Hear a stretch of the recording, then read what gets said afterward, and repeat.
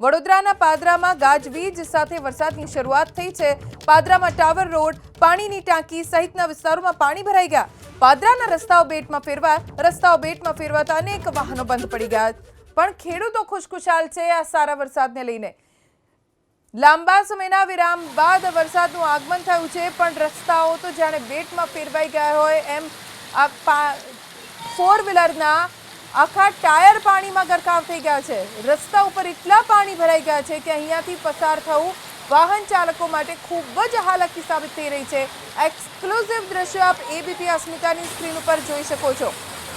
પાદરાના વિસ્તાર છે, tower road, પાણીની ટાંકી સહિતના વિસ્તારો કે જ્યાં એટલા બધા પાણી ભરાઈ ગયા કે જે વાહન અહીંયાથી પસાર થયું એ આગળ જતા ખોટકાઈ પડ્યું। લોકો પણ પરેશાન છે, અહીંયાથી પસાર થવા સિવાય તેમની પાસે અન્ય કોઈ વિકલ્પ નથી અને આવા જ ભરાયેલા પાણીમાંથી તેમને પસાર થવું પડી રહ્યું છે અને દર વર્ષની આ મુસીબત છે। સામાન્ય વરસાદ પડે અને સ્થિતિ આવી જ સર્જાતી હોય છે। ચાલુ દિવસે જો આવી સ્થિતિ સર્જાય તો સવારના સમયે બાળકોને શાળાએ જવાનું હોય છે, લોકો નોકરી ધંધા અર્થે કામ અર્થે બહાર નીકળે તો આવા ભરાયેલા પાણીમાંથી તેમને પસાર કેવી રીતે થવું? ફોર વ્હીલર ચાલકો તો અહીંયાથી પસાર થઈ જાય છે, પણ રાહદારીઓ અને ટુ વ્હીલર ચાલકોને અહીંયાથી પસાર થવું ખૂબ જ મુશ્કેલી ભર્યું રહે છે, કેમ કે આગળ જતા તેમનું વાહન બંધ થઈ જાય છે। હજી તો વરસાદનું જોર વધવાનું છે, આ તો હજી શરૂઆત છે ચોમાસાની, હજી પણ વરસાદનું જોર વધશે અને અનરાધાર વરસાદ જ્યારે પડશે તો આ વિસ્તારોની શું અવદશા થશે તે વિચારીને જ સ્થાનિકો મૂંઝવણમાં મુકાઈ જાય છે। પાદરાના આ દ્રશ્યો છે કે જ્યાં ધોધમાર વરસાદના કારણે બજારોમાં પાણી ફરી વળ્યા અને અનરાધાર વરસાદ વરસે ત્યારે શું સ્થિતિ સર્જાશે વિચારથી જ સ્થાનિકો ભયભીત થઈ રહ્યા છે। પાલિકાએ પ્રી મોન્સૂન કામગીરી પાછળ લાખો ખર્ચા હોવાનો દાવો કાગળ ઉપર ચોક્કસ દર્શાવ્યો હશે। સ્થાનિકોએ આ જે હિસાબ કાગળ ઉપર દર્શાવ્યો છે પ્રી મોન્સૂન કામગીરીનો, તેનો હિસાબ પાલિકાના સત્તાધીશો પાસેથી માંગવો જોઈએ। શું કામગીરી કરી છે કે કામગીરી કરી પણ છે કે નહીં તે સવાલ ઊભો થઈ રહ્યો છે। વડોદરાના શહેરી વિસ્તારોની સાથે સાથે ગ્રામ્ય વિસ્તારોમાં પણ વરસાદ પડી રહ્યો છે। રાવપુરા, સયાજીગંજ, અકોટા, હરણી, વાઘોડિયા રોડ વિસ્તારમાં વરસાદ પડ્યો। આજવા રોડ, અલકાપુરી સહિતના વિસ્તારોમાં વરસાદ પડ્યો છે। પાદરા અને વાઘોડિયા વિસ્તારમાં પણ ધોધમાર વરસાદ વરસ્યો। વાતાવરણમાં ઠંડક પ્રસરી ગઈ છે। 45 ડિગ્રી સુધી તાપમાનનું ટોર્ચર સહન કર્યા બાદ આકાશમાંથી આ અમી વર્ષા છે જે ઠંડક લઈને આવી છે, જેના કારણે લોકો ખુશ છે, વરસાદને વધાવી રહ્યા છે।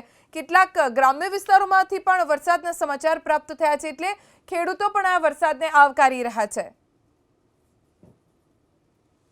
વડોદરા શહેરમાં ભારે પવન સાથે વરસાદનું આગમન જોઈ શકો છો કે અત્યારે વડોદરાના રાવપુરા વિસ્તારની અંદર વરસાદનું આગમન થઈ ગયું છે। વાહન ચાલકો તેમની લાઇટ ચાલુ રાખીને આગળ વધી રહ્યા છે। ભારે પવન સાથે વરસાદને લઈને વાહન ચાલકોમાં ક્યાંક ને ક્યાંક અહીંયા મુસીબત જોવા મળી રહી છે। વહેલી સવારથી બપોર સુધી અહીંયા ગરમી અને બફારાની અંદર શહેરીજનો ત્રસ્ત હતા। હવે ક્યાંક રાહત મળી રહી છે, કેમ કે જે ભારે પવન સાથે અહીંયા વરસાદ વરસી રહ્યો છે। વડોદરા શહેરની વાત કરીએ તો વડોદરા શહેરની અંદર રાવપુરા, સયાજીગંજ, ફતેગંજ, અલકાપુરી, આજવા રોડ, વાઘોડિયા રોડ, હરણી સહિત અનેક વિસ્તારની અંદર વરસાદ, બલકે જિલ્લાની વાત કરીએ તો જિલ્લામાં પણ વરસાદ જોવા મળી રહ્યો છે। જિલ્લાની અંદર જે પાદરા અને વાઘોડિયાના પંથકમાં વરસાદ પડતા જગતનો તાત, ખેડૂતમાં ખુશીનો માહોલ જોવા મળી રહ્યો છે। કુલ મળીને વાત કરીએ તો વહેલી સવારથી અત્યાર સુધી સતત ગરમી અને બફારામાં ત્રસ્ત શહેરીજનોને વરસાદને લઈને ક્યાંક રાહત મળી છે। શહેરમાં હવે જે ગરમી હતી તેમાં ઠંડી લહેર જોવા મળી રહી છે। કેમેરામેન કમલેશ પટેલ સાથે લોરેન્સ પરમાર, એબીપી અસ્મિતા, વડોદરા। તો વડોદરામાં અલગ અલગ વિસ્તારોમાં વરસાદ પડી રહ્યો છે। વડોદરા શહેરની સાથે આસપાસના જે ગ્રામ્ય વિસ્તારો છે ત્યાં પણ વરસાદ પડ્યો। પાદરામાં ખૂબ મુશ્કેલી સર્જાઈ, બજારમાં જ પાણી ભરાઈ ગયા। પાલિકાના દંડક સુભાષભાઈ અત્યારે આપણી સાથે જોડાઈ ગયા છે। સુભાષભાઈ, શું કામગીરી પાલિકાએ કરી છે ખરી પ્રી મોન્સૂન કામગીરી? કેમ કે અત્યારે અમે જે દ્રશ્યો જોઈ રહ્યા છે કદાચ પાદરાના મુખ્ય બજારના છે, જ્યાં એટલા પાણી ભરાઈ ગયા છે કે અહીંયાથી પસાર થવું મુશ્કેલ થઈ રહ્યું છે। મુશ્કેલી છે એ પ્રશ્ન છે જ કાયમનો. શું કરે, થોડીક વાર માટે, કલાક માટે તકલીફ પડે જ છે બધાને. પણ સુભાષભાઈ એવું તો ના કહી શકો ને કે આ તો દર વખતનું છે, કામગીરી તો કરી હશે ને? કેટલા રૂપિયા કેટલા ખર્ચ્યા છે પ્રી મોન્સૂન કામગીરી પાછળ? બહુ પૈસા તો ખર્ચાય જ છે. ખર્ચાય છે તો પછી કામગીરી પણ થવી જોઈએ ને? કઈ કામ, હા ઠીક છે, આભાર સુભાષભાઈ એબીપી અસ્મિતા સાથે વાત કરવા માટે. ધારાસભ્ય ચૈતન્યસિંહ આપણી સાથે જોડાઈ ગયા છે. ચૈતન્યસિંહજી, પાદરાના દ્રશ્યો અત્યારે અમે એબીપી અસ્મિતામાં સ્ક્રીન ઉપર દર્શાવી રહ્યા છે. પાણી ખૂબ ભરાઈ ગયું છે, લોકોને મુશ્કેલી પડી રહી છે, અને હમણાં જ સુભાષભાઈ કહ્યું પાલિકાના દંડક, દર વર્ષની આ સ્થિતિ છે, અમે કામગીરી કરીએ છીએ પણ કોઈ ફરક પડતો નથી. ના, એમાં એવું છે બેન કે એક સામટો અત્યારે 1 કલાકથી સતત વરસાદ વરસી રહ્યો છે, જેના કારણે એક સામટું પાણી આવવાને કારણે કેટલાક વિસ્તારોમાં પાણી ભરાયું છે, પણ જેમ વરસાદ ઓછો થશે એમ તરત જ પાણી ઉતરી જશે, એટલે એવો કોઈ મેજર પ્રોબ્લેમ અત્યારે જણાતો નથી. પણ આ હજી ચોમાસાની શરૂઆત છે ચૈતન્યસિંહજી, આપ સમજી શકો છો કે હજી તો વરસાદ વધશે. આ તો સામાન્ય વરસાદ છે, જ્યારે અનરાધાર વરસાદ વરસવાનું શરૂ થશે તો આ એરિયાની હાલત શું થશે? જી, અત્યારે એક સામટો જે વરસાદ પડ્યો છે એના માટે તકલીફ છે, અને પ્રી મોન્સૂન કામગીરીમાં પણ એવી જે નહેરો હતી, જે કાંસ હતા, એ તમામ સાફ કરી દેવામાં આવ્યા છે, જેથી કરીને કોઈ મોટી તકલીફ ઊભી નહીં થાય એની અમે ખાતરી આપીએ છીએ. જી, અમે આશા રાખીએ ચૈતન્યસિંહજી કે આપ ખાતરી આપી રહ્યા છો તો લોકોની મુશ્કેલી પણ ઘટશે, કેમ કે આપ જનતાના પ્રતિનિધિ છો એટલે આપની પાસેથી અપેક્ષા હોય. આભાર એબીપી અસ્મિતા સાથે વાત કરવા માટે. તો પાદરાના આ દ્રશ્યો અત્યારે આપ સ્ક્રીન ઉપર જોઈ રહ્યા છો કે જ્યાં અત્યારે મુશ્કેલી વધી છે, અને સ્થાનિક ધારાસભ્યનું કહેવું છે કે આ 1 કલાક સતત વરસાદ વરસ્યો એટલે આ સ્થિતિ સર્જાઈ છે. થોડી વારમાં જ પાણી ઓસરી જશે, અને હવે આ પ્રકારની સ્થિતિ અહીંયા સર્જાય નહીં તેની તકેદારી રાખવામાં આવશે અને ધ્યાન ચોક્કસપણે દોરવામાં આવશે. તો વડોદરામાં ધોધમાર વરસાદ પડ્યો છે, પાદરામાં પાણી ભરાઈ ગયા છે, અને શું સ્થિતિ છે એ આપ સ્ક્રીન ઉપર જોઈને અંદાજો લગાવી શકો છો. અહીંયા દર વખતે આવી જ સ્થિતિ સર્જાય છે. લોકો માટે આ વરસાદ સજા બની જાય છે. ગ્રામ્ય વિસ્તારમાં જ્યારે વરસાદ પડે તો ખેડૂતો તેને આવકારે છે. શહેરી વિસ્તારમાં વરસાદ પડે તો લોકો માટે હાશકારો આપનારો હોય છે. ગરમી અને બફારાથી વાતાવરણ ઠંડુ થઈ જાય છે.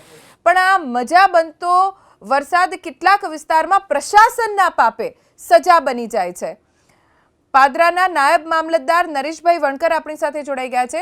નરેશભાઈ, પાદરાની આ સ્થિતિ છે, વરસાદના કારણે પાણી ભરાઈ ગયા છે, આપને જાણકારી ખરી? જાણકારી ઓફિસ આગળ જે ઢોળાવવાળો ભાગ છે ત્યાં બારેમાસ પેલા જે વરસાદી સિઝનમાં પાણી ભરાતા હોય ત્યારે પાણી ભરાતું હોય છે, પણ પછી નિકાલ થઈ જતું હોય છે. હાલમાં જે કંટ્રોલ રૂમમાં મેસેજ જે નોંધેલા છે એ મુજબ જોતા કોઈ હાલમાં અનિચ્છનીય ઘટના બનાવ કોઈ નોંધાયેલ નથી. નરેશભાઈ, આપ થોડું ક્લિયરલી બોલી શકો, કેમ કે આપનો અવાજ આવી નથી રહ્યો.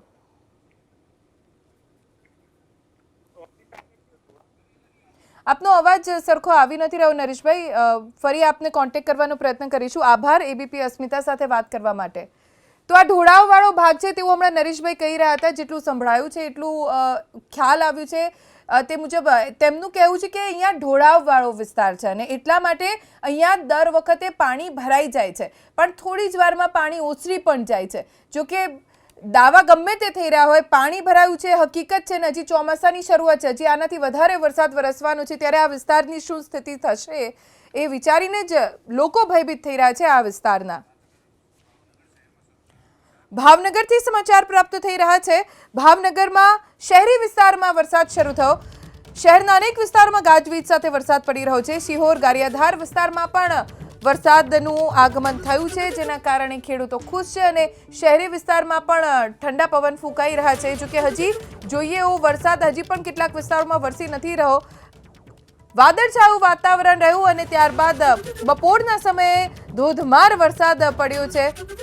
ભાવનગરમાં પાણીની ટાંકી વિસ્તાર, તેની આસપાસના જે વિસ્તાર છે, કાળિયાબેડ સહિતનો જે વિસ્તાર છે, કણબીવાડ, આ તમામ વિસ્તારોમાં વરસાદ પડ્યો છે. શિહોર અને ગારિયાધાર પંથકમાં પણ વરસાદ પડ્યો છે.